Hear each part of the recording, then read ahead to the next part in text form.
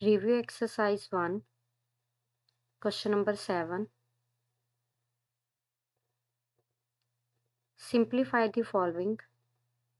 Part 1, fifth root of x की power 15 into y की power 35 over z की power 20. हमने जो है इसे सिंप्लीफाई करना है. Now solution.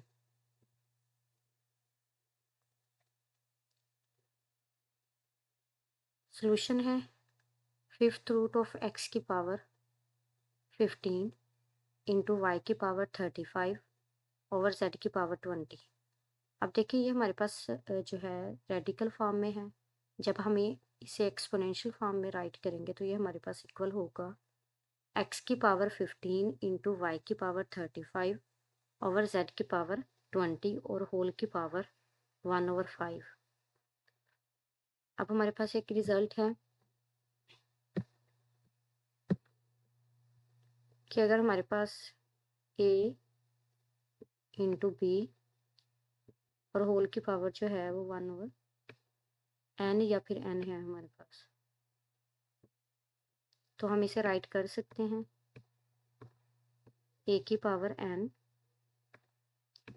इंटू बी की पावर n. तो अब देखिए यहाँ पे डिवाइड में भी है, तो फिर डिवाइड में भी पावर जो है वो सेपरेट हो जाएगी. तो ये अब हमारे पास इक्वल होगा x की पावर 15 और multiply by 1/5. In power power के साथ जो है ये मल्टीप्लाई होती है. अब यहाँ पे y की पावर 35 इंटू 1/5 और इसी तरह z की पावर 20 इंटू 1/5. अब देखिए ये 5 और 15 जो है ये कट होंगे. 5 1 सा 5, 5 3 सा 15. इसी तरह यहाँ पे 5 1 सा 5, 5 7 सा 35. इसी तरह यहाँ पे हमारे पास 5 1 सा 5 एंड 5 4 सा 20. देन अब यहाँ पे पावर पावर के साथ मल्टीप्लाई होगी तो x की पावर 3 यानी 3 1 सा 3. इसी तरह यहाँ पे हमारे पास y की पावर 7 1 सा 7. तो यहाँ पे z की पावर 4 1 सा 4 होगी. देन इसका मतलब है कि हमारे पास फिफ्थ रूट ऑफ x की पावर 15 इंटू वाई की पावर 35 ओवर z की पावर 20 ये हमारे पास इक्वल होगा x की पावर 3 इंटू वाई की पावर 7 ओवर z की पावर 4. नेक्स्ट पार्ट है हमारे पास क्यूब रूट ऑफ 27 की पावर 2x. अब देखिए यहाँ पे ये भी हमारे पास रेडिकल फॉर्म में है. जब हम इसे एक्सपोनेंशियल फॉर्म में कन्वर्ट करेंगे तो ये इक्वल होगा 27 की पावर 2x ओवर 3. अब देखिए 27 को हम अगर फैक्टराइज करें 3 के टेबल में तो 3 9 सा 27, 3 3 सा 9 एंड 3 1 सा 3. देन हमारे पास 27 इक्वल होगा 3 की पावर 3 यानी क्यूब ऑफ 3. और जो पहले से पावर यहाँ पे मौजूद है वो हमारे पास है 2x ओवर 3. अब पावर पावर के साथ मल्टीप्लाई होगी. देन 3 3 से जो है ये कैंसिल हो जाएगा. हमारे पास बच जाएगा 3 की पावर 2x. तो देखिए हमारे पास क्यूब रूट ऑफ 27 की पावर 2x जो है ये इक्वल है 3 की पावर 2x के. नेक्स्ट हमारे पास है 6 इंटू 3 की पावर n+2 ओवर 3 की पावर n+1 माइनस 3 की पावर n.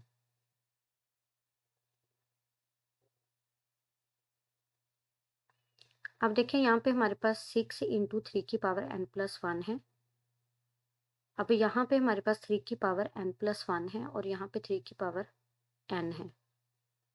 तो यहाँ पे जो है अगर हम कॉमन लेना चाह रहे हैं इसे तो हम क्या करेंगे, या तो इसे 3 की पावर n बनाएंगे या फिर इसे 3 की पावर n+1 बनाएंगे. तो चूंकि हमें जब हम +1 करेंगे तो डिवाइड में फैक्टर चला जाएगा तो ये सोल्व करना थोड़ा सा टफ हो जाएगा. तो फिर हम क्या करेंगे, यहाँ पे 3 की पावर n बनाएंगे. अगर हम 3 की पावर n बनाएंगे तो 3 की पावर n इंटू 3 की पावर 1 आ जाएगा और माइनस में 3 की पावर n. तो आप देखें कि हमारे पास 6 इंटू 3n+2 ओवर 3n मैंने कॉमन ले लिया।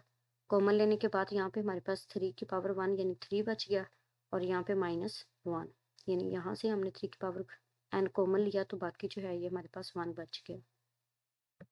देन आप देखें यहाँ पे हमारे पास बेसिस सेम है और ये डिवाइड हो रही हैं दोनों टर्म्स, तो इनकी पावर्स जो हैं ये क्या होंगी, माइनस होंगी। तो हम इसे राइट कर सकते हैं 6 इंटू 3n+2 -n। अब यहाँ पे 3 में से 1 को माइनस करेंगे तो ये हमारे पास 2 के इक्वल होगा और यहाँ पे 2 1 सा 2 एंड 2 3 सा 6 ये कट हो गए और यहाँ पे हमारे पास 3 इंटू 3 बच गया, यानी n प्लस का है ये n माइनस का, ये दोनों जो हैं वो कैंसिल हो जाएंगे। तो यहाँ पे हमारे पास जस्ट 3 बच गया।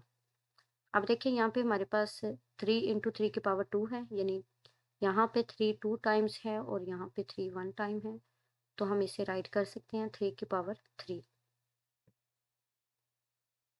या फिर हम जो है वो 3 यानी 3 को 3 टाइम्स मल्टीप्लाई करके अगर हम राइट करेंगे तो ये इक्वल होगा 27 के। सो 6 into 3n+2 over 3n+1 minus 3n ये इक्वल है 27 के।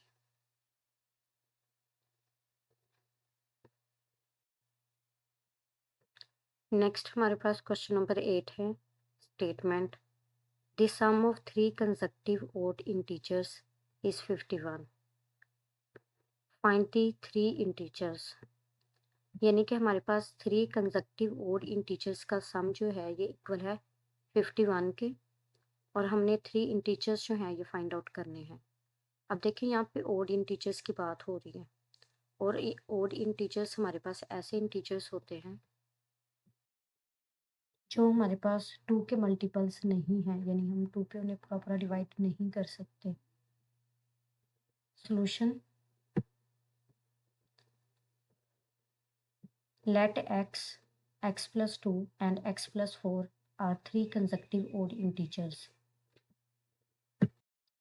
यहाँ पे देखिए मैंने लेट किया है कि मेरे पास x+2 और x+4 जो हैं ये 3 कंसेक्यूटिव ओड इंटीजर्स हैं। अब देखें अगर यहाँ पे हमारे पास x और यहाँ पे x+1 आना चाहिए था, लेकिन यहाँ पे हमारे पास ओड इंटीजर्स की बात हो रही है, यानी कि अगर हमारे पास 1 जो है वो ओड है, ओड इंटीजर है, तो नेक्स्ट हमारे पास ओड इंटीजर जो है वो 3 होगा और उससे नेक्स्ट जो है वो क्या होगा, 5 होगा। तो इसका मतलब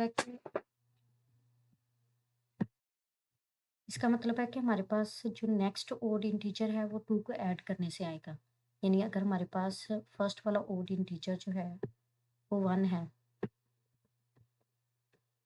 अब देखिए 1 डेफिनेटली ओड है, नेक्स्ट वाला ओड जो है ये हमारे पास क्या होगा, 3 होगा और इससे नेक्स्ट वाला ओड जो है ये क्या होगा, 5 होगा। देन नेक्स्ट जो है ये हमारे पास क्या होगा, 7 होगा। तो देखें कि हमारे पास 1 + 2 3 होता है, इसी तरह 3 + 2 5 होता है और इसी तरह 5 + 2 7 है। तो अप टू सोन, यानी कि नेक्स्ट वाला ओड इंटीजर जो है वो 2 को ऐड करने से बनेगा। इसी तरह अगर हम इवन इंटीजर्स की बात करें तो वो भी इसी तरह 2 को ऐड करने से बनता है, यानी कि अगर हमारे पास फर्स्ट जो है वो 2 है, देन नेक्स्ट जो है वो हमारे पास क्या होगा, 4 एंड देन नेक्स्ट हमारे पास जो है वो होगा 6 एंड अप टू सोन। तो देखिए हमारे पास 2 को ऐड करने से हमारे पास जो है वो नेक्स्ट ओड इंटीजर बन रहा है। तो यहाँ पे फर्स्ट अगर ओड इंटीजर हमारे पास x है तो सेकंड वाला ओड इंटीजर जो है ये इक्वल होगा x+2 के और जो थर्ड वाला ओड इंटीजर जो है ये इक्वल होगा x+2 के, जो कि हमारे पास इक्वल है x+4 के।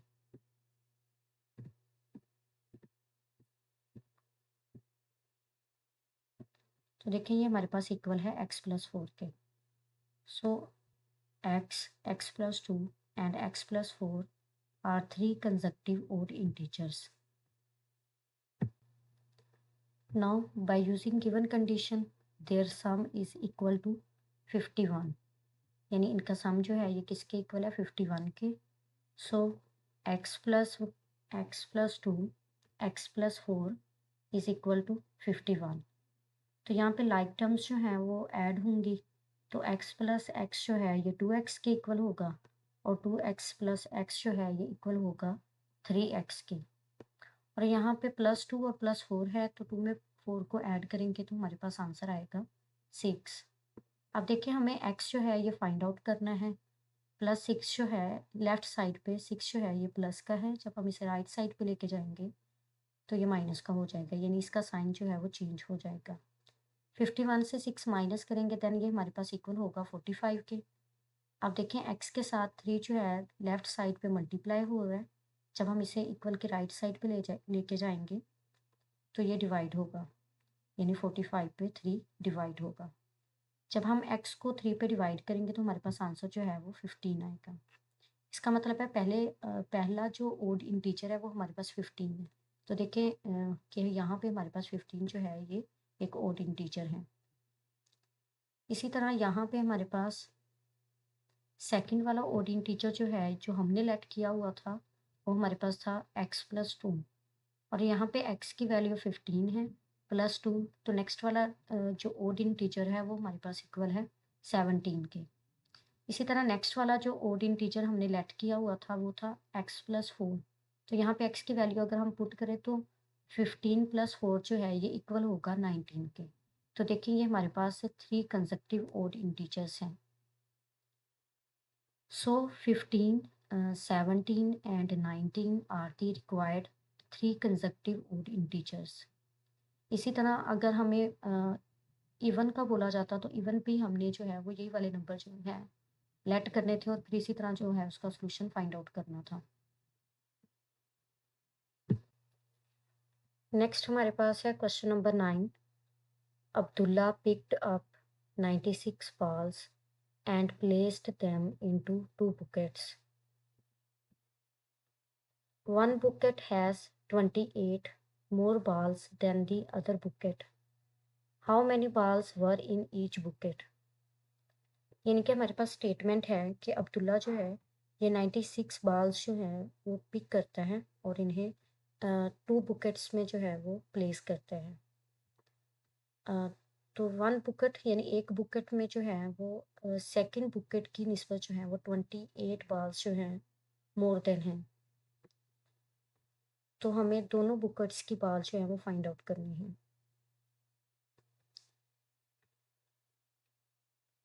यानी कि हमारे पास अब्दुल्ला ने जो है वो 96 बॉल्स जो है वो पिक की हैं और उन्हें जो है वो 2 बुकेट्स पड़े हुए हैं उसके पास, उसमें जो है वो प्लेस कर रहा है।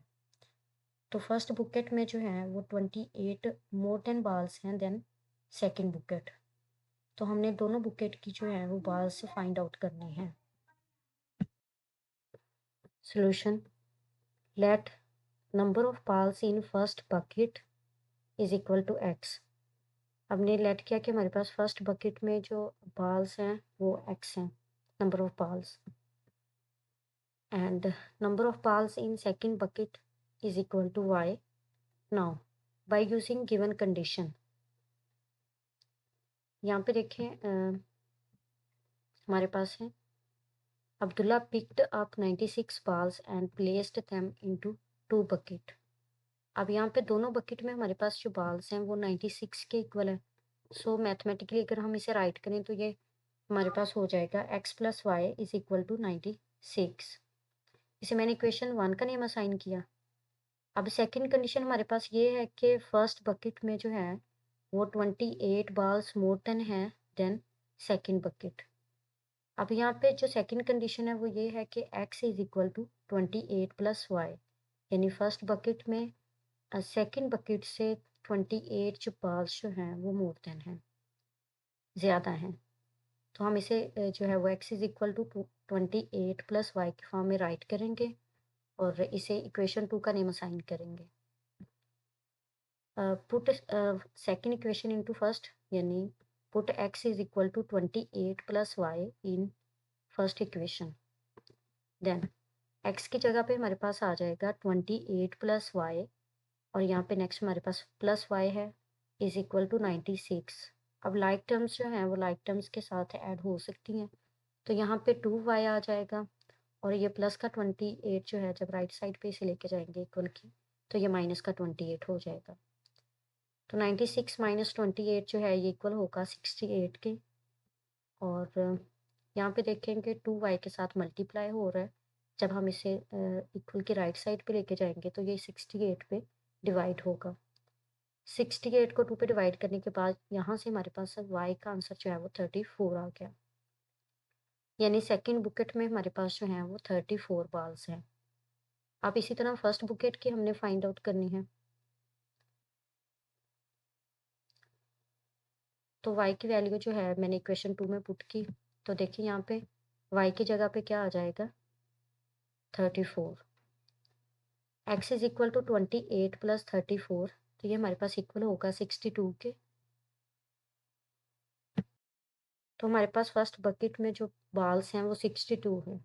तो यही हमें फाइंड आउट करने के लिए कहा गया था। यानी x is equal to 62 and y is equal to 34। First bucket में हमारे पास बॉल्स जो हैं वो 62 हैं और सेकंड में हमारे पास जो हैं वो 34 हैं। नेक्स्ट हमारे पास है question number 10। Salma invested ₹3,50,000 in a bank. Salma ने जो है वो बैंक में 3,50,000 रुपीज़ जो है वो इन्वेस्ट किए हैं, which paid simple profit at the rate of 7 extra 1/4% per annum, यानी कि सालाना। After 2 years the rate was increase to 8% per annum. Find the amount she had at the end of 7 years. अब देखिए हमारे पास statement है कि सलमा जो है वो बैंक में 3,50,000 जो है वो इन्वेस्ट करती हैं और इसे सिंपल प्रॉफिट जो है वो इस रेट पे मिलता है, यानी 7 एक्स्ट्रा 1/4% पर ईयर के हिसाब से। After 2 years the rate was increased, यानी 2 साल के बाद जो है वो रेट इंक्रीज हो जाता है और 7 एक्स्ट्रा 1/4% से वो इंक्रीज हो जाता है 8% तक per year. Find the amount, हमने जो है वो अमाउंट फाइंड आउट करनी है। She had at the end of 7 years, जो कि उसे 7 साल के बाद मिलती हैं। सोल्यूशन।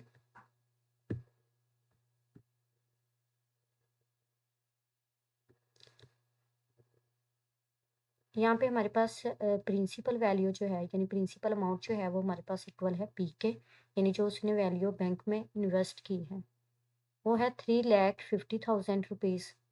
और किस रेट पे जो है वो उसने इन्वेस्ट की थी, यानी पहले 2 सालों के लिए, यानी कि 2 साल के बाद जो है वो रेट इंक्रीज हो जाता है। फर्स्ट 2 ईयर्स के लिए अगर हम देखें तो रेट जो है ये है 7 एक्स्ट्रा 1/4%। तो 7 एक्स्ट्रा 1/4% को हम राइट कर सकते हैं 29/4, यानी 7 को 4 से मल्टीप्लाई करना है और 7 4 ज़ा 28 और 28 में 1 को ऐड करें तो ये 29/4%। अब यहाँ पे देखेंगे टाइम टाइम पीरियड जो है वो 2 ईयर्स का है, चूँकि इस रेट पे हमने जो है वो 2 ईयर्स के लिए ही जो है वो वैल्यू फाइंड आउट करनी है, क्योंकि हमारे पास नेक्स्ट 2 ईयर्स के बाद जो है वो रेट जो है वो इंक्रीज हो गया है, यानी इस रेट पे हमने जो वैल्यू है वो सिर्फ 2 ईयर्स के लिए ही फाइंड आउट करनी है। तो देखिए हमारे पास सिंपल इंटरेस्ट का जो फार्मूला है P/R/T है। P से मुराद प्रिंसिपल अमाउंट, R से मुराद रेट और T से मुराद हमारे पास टाइम पीरियड जो कि ईयर्स में है। अब देखिए हमारे पास प्रिंसिपल अमाउंट जो है वो है 3,50,000 और रेट हमारे पास इक्वल है 29/4% के और टाइम पीरियड जो है ये इक्वल है 2 के। तो यहाँ पे हमारे पास 2 1 ज़ा 2 2 2 ज़ा 4 ये कट हो रहे थे तो मैंने कट कर दिए। तो ये हमारे पास बाकी जो है वो 3,50,000 इंटू 29/2 इंटू 100। तो यहाँ पे परसेंटेज नोमिनेटर में है तो परसेंटेज के लिए हमारे पास डिनोमिनेटर में 100 आ जाएगा। अब यहाँ पे हमारे पास 0 0 से कैंसिल हो गए। अब इसे 2 के टेबल पे हमने कट किया तो ये हमारे पास इक्वल आ गया 1750 के। 1750 को जब हम 29 से मल्टीप्लाई करेंगे तो हमारे पास यहाँ पे आंसर आएगा 50,750। तो ये उसे प्रॉफिट मिला, ठीक है, यानी सिंपल इंटरेस्ट के तौर पे। अब यहाँ पे अमाउंट आफ्टर 2 ईयर्स, अब हमने अमाउंट फाइंड करनी है कि 2 सालों के बाद जो है वो उसे कितनी अमाउंट जो है वो मिलती है। तो उसका प्रिंसिपल अमाउंट जो थी वो हमारे पास 3,50,000 थी और जो उसका सिंपल इंटरेस्ट आया है वो हमारे पास है 50,750। अब ऐड करेंगे तो उसे 2 ईयर्स के बाद जो है वो तकरीबन 4,07,750 जो हैं ये रुपीस मिलते हैं। अब ये तो हमने जो है वो अमाउंट फाइंड की है 2 ईयर्स के लिए। अब 7 ईयर्स के लिए हमने फाइंड आउट करनी है। अब हम नेक्स्ट जो रेट लगा के 5 ईयर्स के लिए फाइंड आउट करेंगे और फिर 7 और 2 को ऐड कर देंगे तो ये हमारे पास 7 ईयर्स के, सॉरी 5 और 2 को ऐड करेंगे तो ये हमारे पास 7 ईयर्स के लिए आ जाएगी। अब हम नेक्स्ट 5 ईयर्स के लिए फाइंड आउट करते हैं। तो आप देखिए यहाँ पे ये हमारे पास प्रिंसिपल अमाउंट है। यानी कि पहले तो हमारे पास ये वाली प्रिंसिपल अमाउंट थी, लेकिन अब 2 ईयर्स के बाद की बात कर रहे हैं हम, तो हमारे पास ये वाली प्रिंसिपल अमाउंट के तौर पे जो है वो कंसीडर होगी। तो यहाँ पे हमारे पास प्रिंसिपल अमाउंट जो है वो है 4,07,150 और अब जो 5 ईयर्स के लिए रेट है वो हमारे पास इंक्रीज़ हो गया था, यानी 8% है। तो यहाँ पे रेट जो है ये हमारे पास 8% के इक्वल है और टाइम पीरियड जो है वो नेक्स्ट हमारे पास 5 ईयर्स है। ये पहले वाला ही फार्मूला हम यूज़ करेंगे, simple interest is equal to P into R into T. P से मुराद प्रिंसिपल अमाउंट, आर से मुराद रेट और टी से मुराद टाइम पीरियड। अब हमारे पास जो प्रिंसिपल अमाउंट है वो इक्वल है 4,07,150 के और रेट जो है ये इक्वल है 8% के और टाइम जो है ये इक्वल है 5 ईयर्स के। अब यहाँ से हमारे पास परसेंटेज नोमिनेटर में है तो इसके लिए 100 डिनोमिनेटर में आ जाएगा, या आप सिंपल जो है वो सेकेंड वाला फार्मूला भी एप्लीकेबल कर सकते हैं जिसके डिवाइड में 100 से पहले से ही लगा हो। अब यहाँ पे हमारे पास 0 0 से कैंसिल हो जाएगा, 5 1 सा 5, 5 2 सा 10 एंड 2 1 सा 2, 2 4 सा 8। तो ये हमारे पास कट हो गए और नेक्स्ट हमारे पास आ जाएगा 4,000, सॉरी 40,075 इंटू 4। 40,075 को जब हम 4 से मल्टीप्लाई करेंगे तो ये हमारे पास इक्वल होगा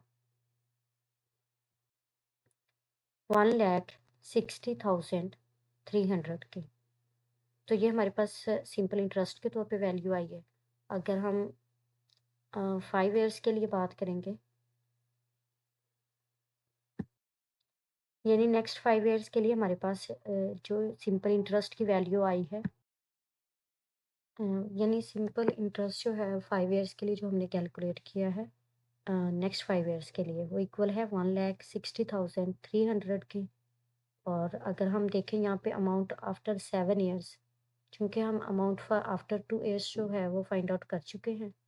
अब जो हमने 2 years after 2 years amount find की थी, उसमें जो है हम सिंपल इंटरेस्ट ऐड कर देंगे जो हमने 5 ईयर्स के लिए, नेक्स्ट 5 ईयर्स के लिए फाइंड आउट किया है।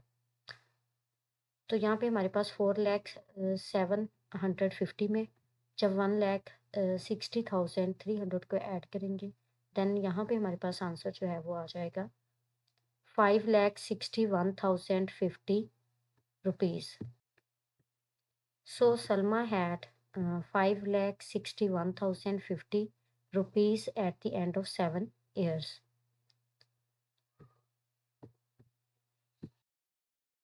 एक बार फिर आप लोग जो है वो इसे ओवरव्यू ले लें इसका।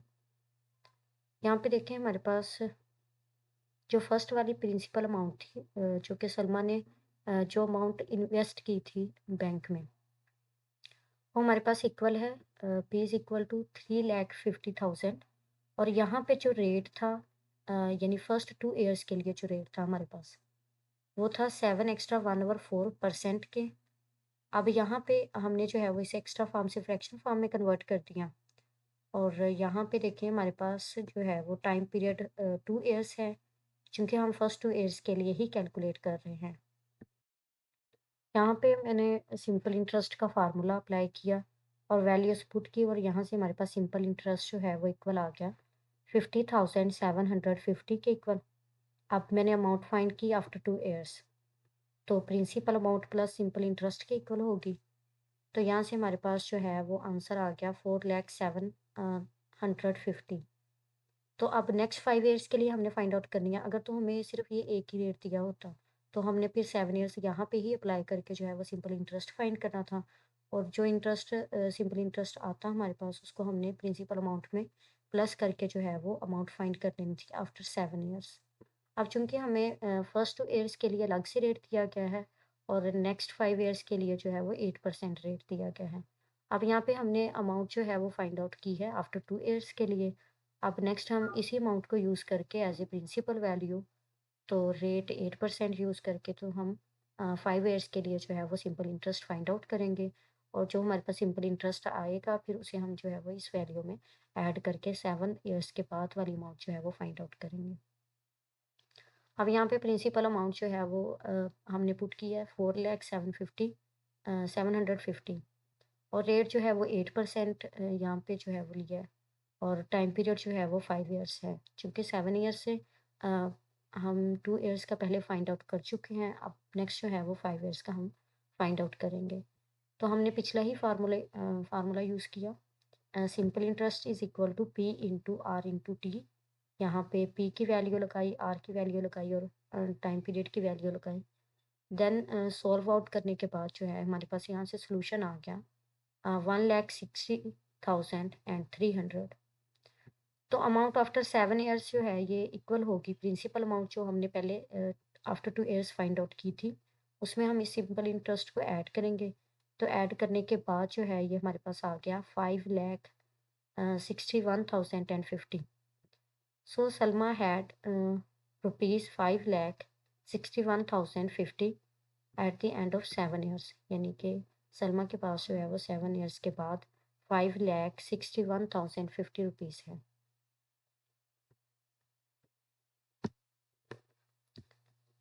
ये एक्सरसाइज हमारी कंप्लीट हो चुकी है। फर्स्ट चैप्टर कंप्लीट हो गया, नेक्स्ट हम जो है वो सेकंड चैप्टर डिस्कस करेंगे।